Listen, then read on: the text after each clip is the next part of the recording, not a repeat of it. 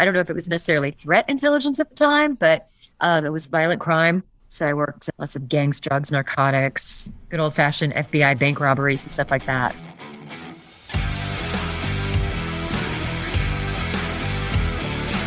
Welcome to the Circuit Magazine, the #1 source of information on protection matters, the industry-leading magazine for all security professionals who want to stay ahead of the game.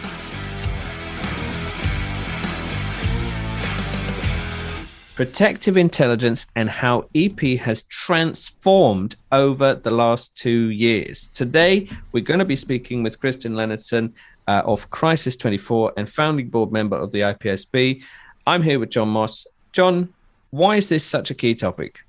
Well, look, it's becoming apparent that if you want to succeed in executive protection and in the world in which we live in and where our clients and principals face so many threats from so many different outlets, that if you want to be able to protect your principal, you're going to have to understand and to master to some degree threat monitoring. Now, if you're fortunate, you might even have a team behind you. You might work under a GSOC, and you're going to have an appreciation for how the GSOC works, for the personalities in it, and to build a relationship. Indeed. And I think that's the key thing, because if you're a solo operator, it doesn't mean it's not your wheelhouse. It just means you need to know what third party to rope in or to call. And if you are a bigger business, then perhaps you want this in-house, which I think is a nice parallel with the way we've been treating some of the more technical skills. It might not be that you have to be, script kiddie, hacker, blah, blah, blah, but you need to know who to call. So I like how that ties in. Also today, we're going to be talking about the IPSB in Las Vegas. I wasn't able to be there in person, but I saw so much online, including live feeds from our dear friend and co-producer, Elijah Shaw. I don't know if you caught any of it, John, but what are your thoughts on this year's event? Well, I missed it because I was in the air for most of it, unfortunately. But I was catching up in the communities. I saw lots of great photographs, and it looked like everybody was having an awesome time. And it was great to see so many from our community in attendance and to hear the really positive things that they had to say. And it has definitely manifested within me a huge desire to be at this event in the future. Absolutely. And it is 100% going to happen. I can tell you now, next year, you, me, Elijah and Sean all together in Vegas. A lovely commitment. Obviously, we can't speak for everyone, but I think that is going to be a great BBA Circuit NABA collab. I was there 2016, 2017 and 2019, and it absolutely has grown. But let's talk to Kristin and frame today's debate around protective intelligence and the way in which it's supercharging EP and its place at the IPSB.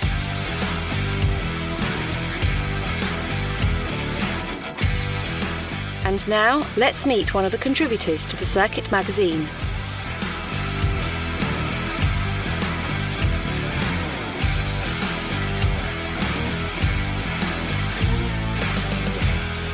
The evolution of EP, threat intel as a service, and what happened at the IPSB.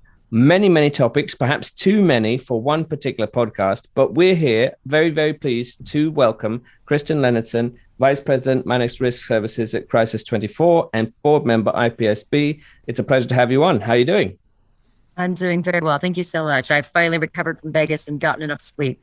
Absolutely. Now, what an event that was. So many of our colleagues there, and we're so excited to hear more about it. But I'm here with John Moss, and together, I guess we want to frame the experience with the evolution of EP as a topic. So we have our 3 quickfire questions that we like to ask that set the scene. One, what's the problem that we're trying to solve here? What is the issue at hand with EP and the evolution, including lots of different services like threat intel, and then your passion, and then what should the uninitiated know?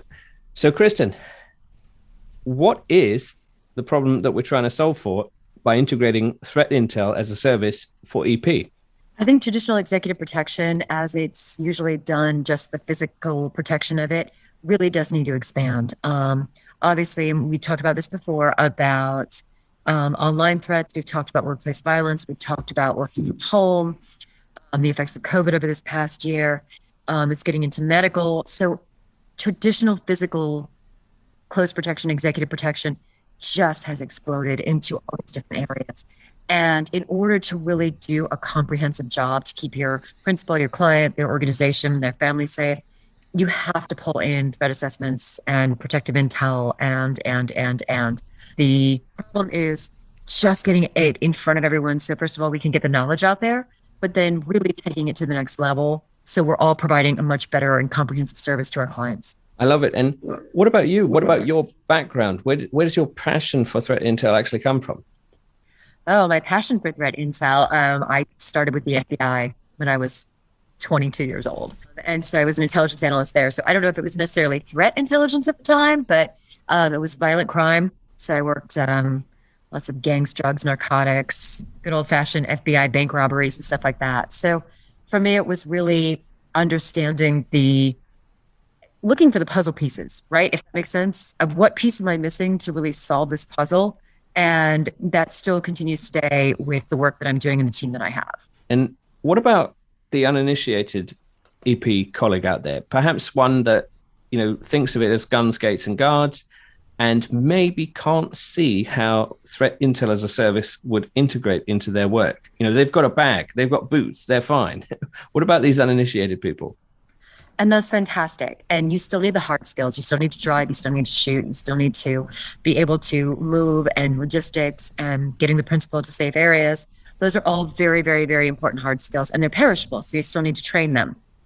But because the threat landscape is becoming so much more difficult with online threats, with people online, going in there and kind of putting out whatever they want. And God forbid your principal or a politician tweets about their company or they tweet something negative about themselves, you could immediately have thousands of threats or people that are adversarial towards you very, very, very quickly. So what it used to be of worrying about one person physically showing up here and there, you could actually have a whole movement against you or a government, depending upon what you're looking into. And so I think that the traditional skills are very, very important.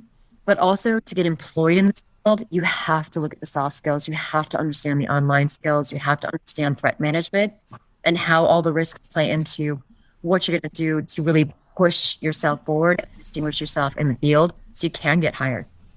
Yeah, I think already you've raised so many good points there, Kristin. And it seems now in this day and age that our clients and principals have more ways to hang themselves than they ever had before.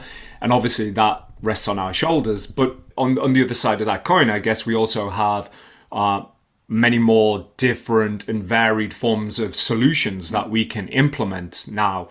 So with that in mind, where do you see the responsibility lying? Do you think that the operator, the EP agent, needs to upskill and broaden out into these areas, or should we be looking to integrate more with specialists like yourself in a GSOC and so on? It's definitely a little bit of both. And I'll tell you what's working really well at my company. So we do have the traditional executive protection agents.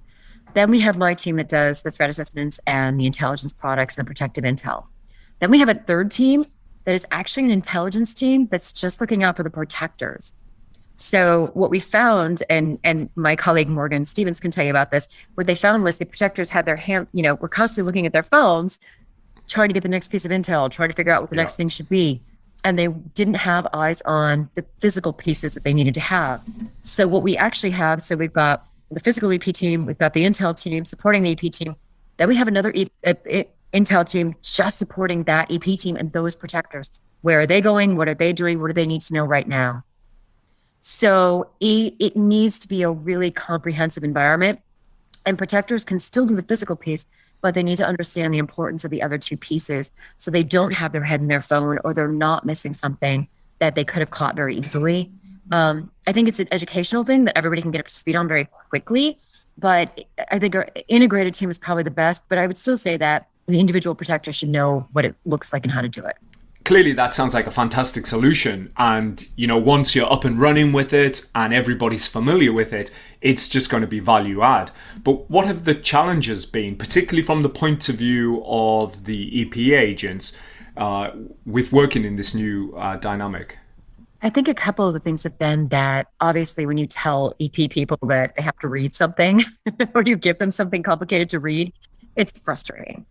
They're used to being tactical. They're used to putting out quick fires. And when you talk to them about a strategic issue, about maybe this political environment is going to affect the boss, or, maybe this election could affect, the logistics of what you're going to do in these countries, they don't necessarily care about the background. They don't really care about the 20 pages or 17 years of study that the analyst has done. It's just the quick 4 or 5 things that tactically, what do you need to know when you're walking out the door? So I think that there's still kind of a dichotomy between what the analyst has to know to give them the right points, and then it's understanding from the executive protection agent, purview, that they do have to understand of kind of how some of these strategic issues could become a tactical issue. Does that make sense? Yeah, totally. So does this work as a 2-way feed or a 1-way feed? Because clearly it's great to have discussions, right? But sometimes if the discussion's going to slow down getting that information out in a timely fashion, how does that work?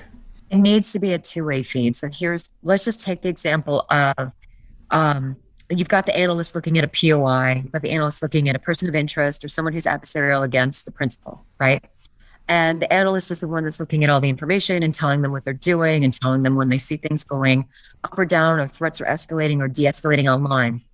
The protector is they're going to change their operations to what is going on with that POI, that adversarial person, so they can better protect and mitigate risk against their principal. But if the agent sees something in the field, if the analyst says, hey, they're driving a brown Chevy truck, and we give them a description of the person and everything else, and this next time the agents come back and say, he wasn't driving a brown Chevy truck, he was driving a different vehicle at this point, then that information needs to be cycled back into the analyst cycle so they can start looking at that information. So it does really need to go both ways. And that can be easy debriefs. That could be a pre-brief before an operation, before an advance, and then it could be a debrief afterwards. One of the clients that we have right now, we've got the operational person and the analyst and the SOC that's kind of monitoring all the operations. They're all in the same emails all the time. Everyone is seeing the same thing. So it's really opening up the communications and forcing them to communicate with each other, almost to a point of nauseam, but they're doing a good job with it. Yeah. Well, right there, that sounds like a lot of people. And I don't know. I was trying to keep count, but I think I lost count. At least 3. It was at least 3 people. Yeah, and spread across the 3 teams. What are we looking at for this kind of setup? How many people on average, would you typically dedicate towards this? It really just depends on, of course, the level of risk for each of those, for each principal, and that's going to be determined what that looks like. Sometimes we've got some folks that maybe we just do an online review of their adversaries online, or perhaps their POIs. We do it once a month because they're not really at a critical level where they are having violent threats, or they're not really at a critical level where we think there might be an attack. But it's someone that we just want to keep an eye on. So I think one of the important things, understanding first of all, the risk appetite of your principal, right? Because if you tell them to do something and they say no, you're not going to be able to get them to do it.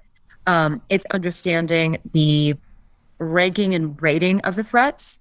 Not everything can be a 5-alarm fire. Otherwise, you're just chasing fires the whole time. So you do have to think about how to rate the level of criticality for things, and then what are you going to put the most attention to? But then you might have someone who is so high profile and so adversarial that they have to have this large group to kind of keep them safe in online venue, physical venue, all these other pieces. Now, can the average agent that is just, in a smaller shop, or it's just a couple of guys do this? Absolutely. It's scalable. It's completely scalable. It's just understanding what kind of tools are out there to do it, and what they really have to pay attention to and what they don't have to pay attention to. Yeah. And I like the way that you talked about all those resources and assets and didn't mention budget once. Yeah, I know, but right. Isn't that fine? We'll just get unlimited budgets. No, budget is a huge, huge issue, obviously. But as you're showing the criticality of things, so maybe someone who's very violent, maybe someone who has made, threats before, is in a place of accident placement where they could commit a violent act, or has tried to commit a violent act before, then obviously that's a little bit different for what you would do with the budget than maybe just some people who are online and making little threats here and there, if that makes sense. So. Yeah, totally. And I guess the hardest aspect, at least initially, is to get the buy-in of the stakeholders, especially when, there's big dollar signs attached to it. So I don't want to assume it's kind of formulaic, but what have you found over your time in presenting these services are good ways to display and illustrate the value proposition of having, a fully staffed GSOC? So I think there's a couple of different ways to do it. Obviously, again, it comes down to the initial threats that we're finding, the initial information that we do. So what we do first is usually what we call an online vulnerability assessment, which is just looking at the online background and profile. So if we were going to do one for Pelham, we would do a risk assessment of him, his immediate family, because sometimes it's not necessarily him. It could be a member of his family that might be more vulnerable, and look at kind of what the online profile looks like for him. Then also in conjunction doing a physical security assessment, right? Want to look at his residence, pattern of life, maybe some of the places that he goes to, kind of marry those two things up and then make a recommendation of what we're seeing from there. But then again, you always have to go back to what does the principal want to do and what are you going to talk them into? Because I've worked places where we could tell them you've got X, Y, and Z, and they're like, no, it's fine. We don't need protection. We don't need help. So it really comes down to that. I've seen some mathematical equations, which is very interesting when you're talking about, especially someone who works for a multi-million-dollar international company. Sir, you make X amount of money a year, which comes down to X amount of money an hour, which comes down to X amount of money a minute. And if you're driving a 20-minute drive between your home and work, you're spending, you're costing shareholders X amount of money. And usually it's pretty substantial. And at that point, then why wouldn't we hire you a driver? So you don't have to worry about when you have to take the next turn. You are relaxing, or you're working on calls, or you're reading the newspaper, or talking to family. So there are ways that you can make those monetary arguments of not only are we making your life easier, but we're also protecting shareholder value, and we're making sure that you're in a good environment so you don't have to be stressed about driving or in traffic or anything along those lines. That's just one tiny example. So I've seen those arguments made a couple of times too, especially when they do have shareholders. Then a lot of times you can talk the board into security more than you can talk the executives into it. Yeah. And Kristin, do you think this is a defining feature of the last 2 years in the pandemic? EP colleagues have not been traveling initially, so people said, well, how can I understand what's going on in other places without having boots on the ground? So people gravitated towards intelligence as a service, and I guess that's why we're sort of asking this. The evolution of EP over the last couple of years. I think there was a couple of trends that we noticed that we talked about again at the conference this year. So one of them was, without people traveling, there was a lot more precedent put on residential security and then also online security.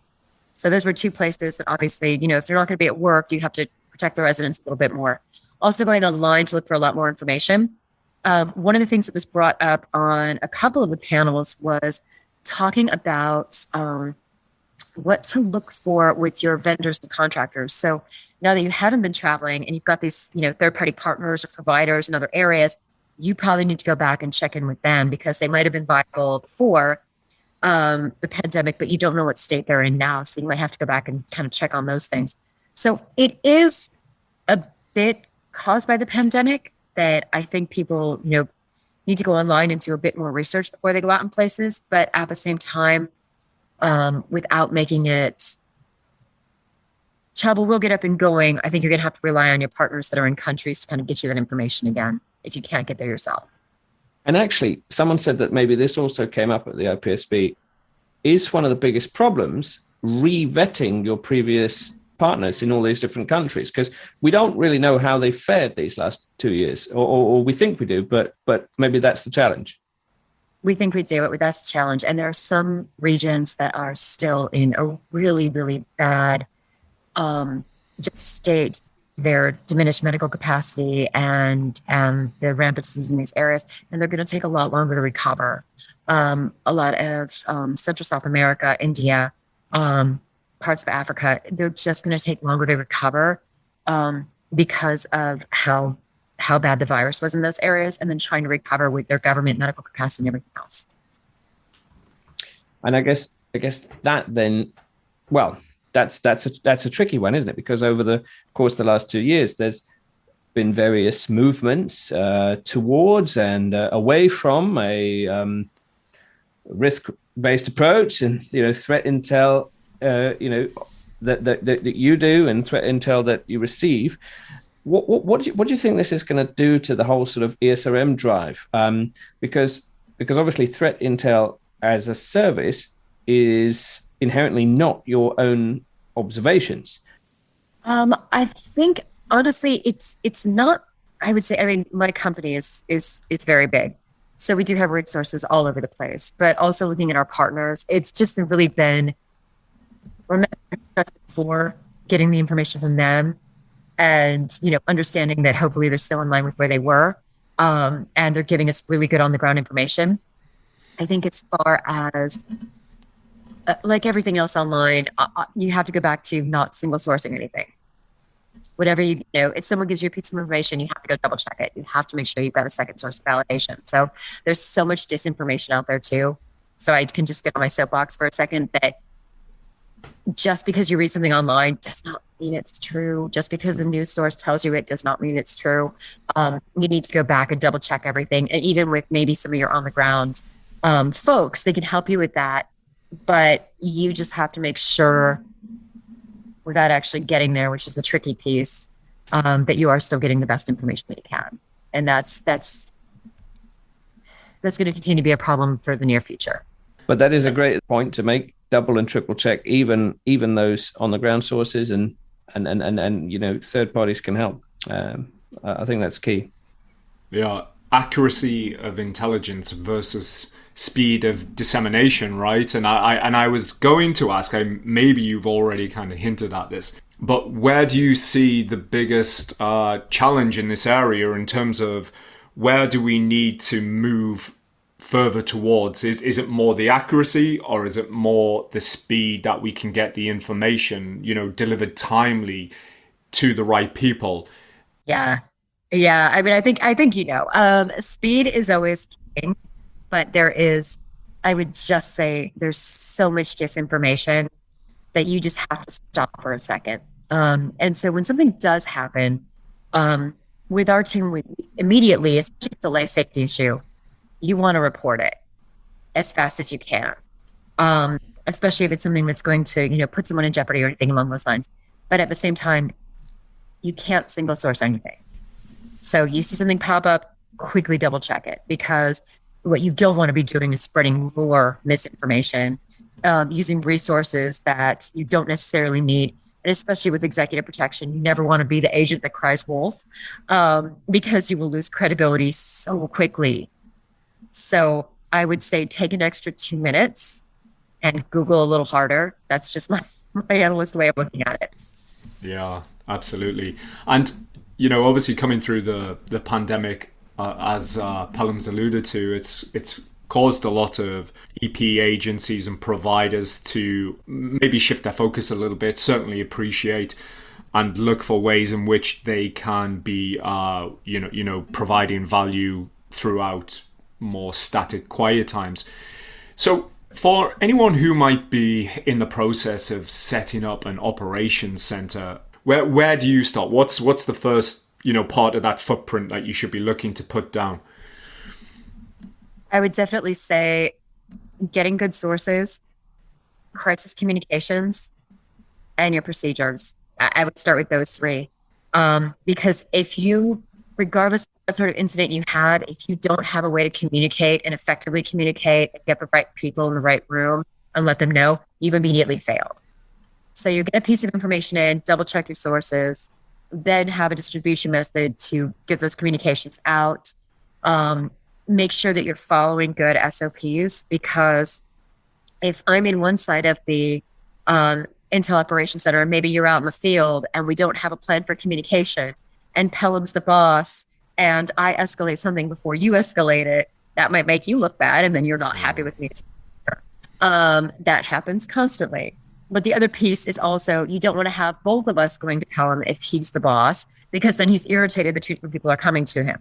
So I would definitely say, double check your, get a good method for sources to come in, double check them immediately, get a communications plan right in place, and make sure that everyone is clear.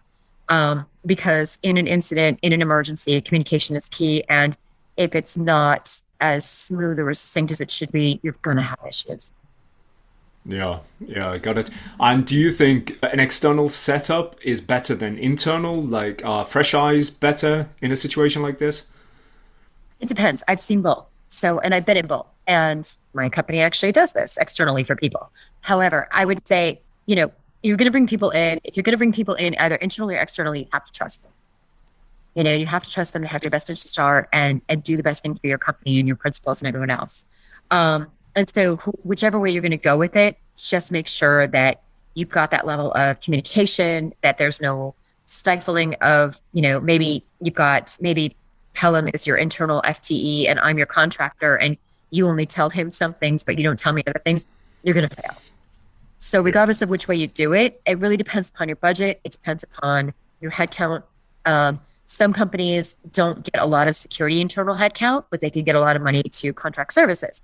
So again, it really depends on how it's all set up and what works for you. But get people you can trust and just, again, make sure the communication is open. And on the subject of Intel, what if we use you as our Intel asset on the ground, at least retrospectively, for last week? How was the IPSB? Give us a bit of flavor, and maybe, was threat intel a key topic? I would say definitely threat intel was a key topic, but I'll go over the highlights of the show. We had over 50 vendors, which, as you know, was twice the size of what we had before. We had about 650 people. It was the largest event that we've ever had for IPSB and the largest protector event in the world so far. It was amazing. We had the first night for the reception, getting everybody there and seeing everywhere. I will tell you, there were so many people I met for the first time. It was, and a lot of people I recognize online, or I've been in a conference with somewhere, and maybe we weren't very close, but there were so many people I didn't know. And it was really, really amazing to see all the new people there. And they weren't necessarily new. It was just their first time being able to actually come to the conference. So it could have been a perfect storm between travel's not quite up and going, or people had surplus travel budgets, or everyone was just dying to get to Vegas. I don't know exactly. But I want to say it was a really, really well-attended event. We had some great speakers, obviously talking about Intel, so did a panel on that. We have Lee and the team from The Kindness Game, Spencer Corson talking about his book, The Safety Trap. We were very fortunate to have Fred Burton from Ontic to our Intel brief, which was very cool. He talked about some Intel trends and what they're seeing with executive corporations. So overall, it was a very well attended event. A lot of talk around, a lot of chatter around how the business has changed, what we've been doing differently during COVID. We had a lot of discussion around standards and guidelines. So the ASIS executive protection community has been working on, they're not standards and guidelines, they are best practices. And so what the intent with this is to have kind of these best practices throughout different parts of the industry, obviously the physical, but medical and legal and ethical, and, practitioner, what you should and shouldn't do with relationships. And so there's a lot of us that have been working on that for a long time. There is a second group that is coming up, and they're going to look at ANSI certification, which is going to be more US-centric. So there's a lot of interesting work being done to continuously professionalize the executive protection field, and that's also very exciting. I loved all the live streams that I got but I also enjoyed the fact that one of our co-producers, Mr. Elijah Shaw himself, was on a panel talking about online training. I thought that was really, really interesting. That was actually the first time I had the pleasure of meeting Elijah, and he was amazing. He was so good. And we even had an author's corner. So we had a place for those who have executive protection and written to kind of sell their books. So he was also one of the authors that we featured. Just really amazing to have him on the panel and talk a little bit about training and the different types of training. And my opinion on it is, look, my mom used to be a teacher, and she was a teacher for, learning disabilities, younger children. And so people learn differently, and you have to teach however that person's going to learn. So we did have a training panel. It was a little decisive, but at the end of the day, however the student learns is the way you should teach them. Some like online, some like in person, some like short spurts, some like more. So it was really good, but at the end of the day, that there's so many different ways people learn, and I think that's important to take into account also. Yeah, it did cause some debate, which is always good. It's always good. That might be another good webinar for you to do. Hey, maybe John, what do you think? Yeah, I think there's room to squeeze one more in there. But listen, I want to ask one thing before we finish out here. I want to know from Kristin what she thinks. If we've got any listeners who are thinking, you know what, this area really excites me, I'm really interested in this, they want to get into a career, or maybe they want to make a transition, or perhaps they just want to expand their own learning. Aside from qualifications and education, because that can be researched, what are the kind of skills and traits, and what are the things that people can be doing to broaden their knowledge and to find out whether this would be a good fit for them? So there's a few organizations out there. There's ARIP, which is the Association of International Risk Intelligence Professionals. And that is kind of the ASIS just for Intel analysts. I want to say that ONTIC has the Center for Protective Intelligence, and it's free. You can go look at their blogs. You can go look at the writing there. They do a survey, and they do an annual study of kind of what they're seeing as protective intelligence trends. So I think that's very important. We're starting to get a lot more resources around protective intelligence. The DHS in the U.S., Department of Homeland Security, did a public sector, private sector project. And so the team from that last year actually did a white paper on private sector intelligence programs. So that's really interesting to find also. I happen to have a copy if somebody wants to see it. And so that's a really interesting one too, to kind of talk about, like, what do these programs do? How do you set them up, and why should you use them? Amazing. That's some great resources for anyone who isn't fortunate enough to begin their career in the FBI, I suppose, right? Yes. And yeah, it's great you mentioned ONTIC, and we got a lot of friends from ONTIC. We could mention you all by name, but you know who you are. But I like this, combining a thematic interview with tell us how it went at IPSB. I think this is a nice approach because it's quite zeitgeisty, it's quite current, and especially as we look to the future of varying degrees of travel, threat intel seems to be a revenue stream, a modus operandi that a lot of our colleagues are going to look towards. From John and myself, it's been a pleasure having you on, Kristin. We're very grateful for your time, and we look forward to welcoming you again soon. Yes, thank you guys so much for having me on, and let me know what else you need. It was our pleasure. Thank you, Kristin.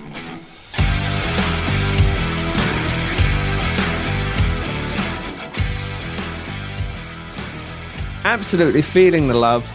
Really great to have Kristin Lenardson on today. And, reporting back from the IPSB, we really got a great flavor of where it went, where it's going, and how vibrant the community actually is. On the thematic side of the podcast, protective intelligence, I think this is what EP colleagues were up to when they weren't traveling at the beginning of the pandemic. What do you think, John? Yeah, it's fantastic, and to get a guest like Kristin on, and with the knowledge that she's gotten, the experience that she has under her belt, and to just be able to fire questions at her and tap into that knowledge is just incredible. I mean, I took a lot away from that. What about yourself? What was the big takeaway for you? Well, I think you need to cross-reference even the boots on the ground sources, because there's often an inherent assumption. Oh, we got some intel about a protest and apparently it's really large. Well, the boots on the ground looked out the window and it was 3 people and 1 placard. So usually that shuts down the conversation. But especially after the last 2 years, we need to reassess our local friends and see how they're holding up, because we even need to cross-reference that intel. And for me, that was a big takeaway. Yeah, it's the whole accuracy versus speed debate. And I find this fascinating, getting that timely information out there so that it's effective and you can do something with it, but ensuring at the same time that this information, this intelligence is accurate and it hasn't been polluted. Which actually is a nice segue into why online learning also has this debate at hand, because you can be very, very current, very, very immediate. You can set things up very quickly, yet there is also a great benefit to offline learning. And that segue I sort of brutally made there, because it was wonderful to see Elijah Shaw speaking on several panels at the IPSB. Most interestingly for me was that debate around online learning versus offline learning. And I know even the one post that I made just this week got, shall we say, a lot of attention on that very topic. What do you think? Horses for courses, or have we reached a turning point? Well, you know what? I actually want to take this opportunity to address a slightly different topic here. And it's to do with our communities and the type of people who comes into the community. They want to be active, they want to progress, they want to learn. But I saw something this weekend or through the IPSB via the communications that were coming out of it. There's a particular member who we have in both the BBA and NABA, and that says something. And I'm not going to say his name. He knows who he is. But the reason why I bring it up is because I think he's been a shining example of what somebody can get when they engage. When, joining the associations is great, reading the magazine, but really the benefit comes from engaging and immersing yourself in this. And in this one particular member who joined at the start of the year, was new to security, he came in with his eyes wide open and his hands up, not apologetic, but saying, I'm fresh, I'm new, I want to learn, I don't know where to go, can you guys help me? And we said, look, we've got the resources, here's the direction, here's our suggestions. And this guy has got such an enthusiasm. He's asking questions all the time, faster than you can answer them. And it's that hunger that has driven him.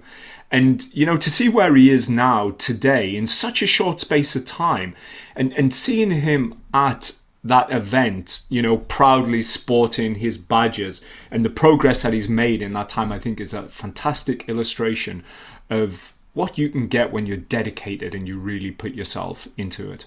And that is a great example of engagement. So blow the online offline debate out the water. Engagement and willingness to network, I think, is absolutely key. And if it is the same person, I very much think I know the same person you're thinking of, then it was a pleasure to meet that person the other week as well.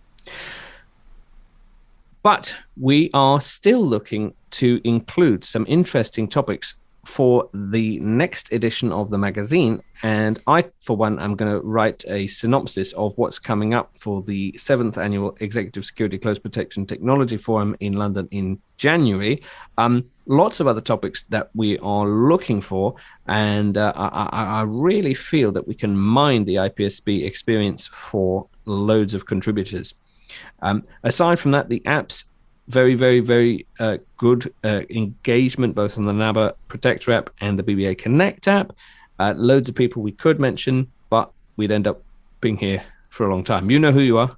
We're very grateful for your support. But it was a great pleasure to welcome Kristin, and I am very grateful for her support for the magazine. So, from John and myself, this has been another fantastic edition of the Circuit Magazine podcast, and we look forward to seeing you soon.